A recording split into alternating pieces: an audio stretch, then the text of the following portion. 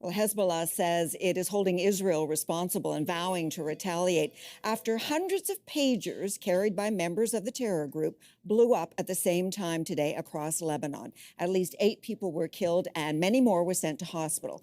CTV's Heather Wright is here now. And Heather, take us through what happened. Well, Sandy, Hezbollah has called this a major security breach. Thousands of people injured in what appears to have been a highly coordinated attack. Ambulances carry injured people to hospital after hundreds of pagers belonging to members of Hezbollah exploded at once this afternoon.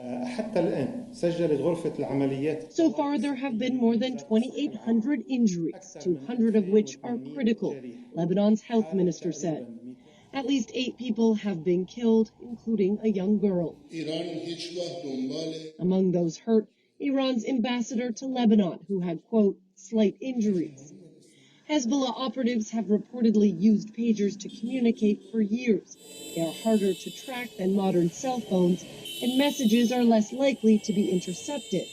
And while it's not clear exactly how hundreds of pagers were rigged to explode at once, some experts believe they may have been intercepted and tampered with before they even got into the hands of Hezbollah operatives. And here, there were multiple pagers that were purchased, but the pagers themselves were compromised. And when they got into the hands of the target, there was a trigger sequence that essentially caused them all to explode at once.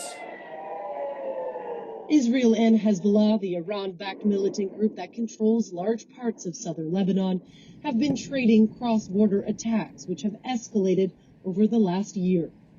Yesterday, Israel said it was contemplating stepping up its military campaign against the group, though today would not comment on whether it was involved in the pager attack.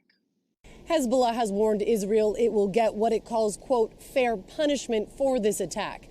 Meanwhile, Israel says it is reviewing both offensive and defensive operations in the event of retaliation. Sandy. CTV's Heather Wright.